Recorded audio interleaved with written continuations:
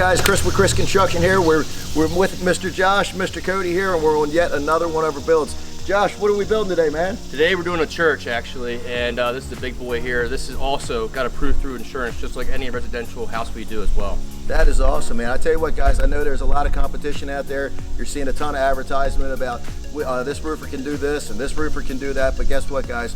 Kris Construction, we've been doing this stuff for 30 years.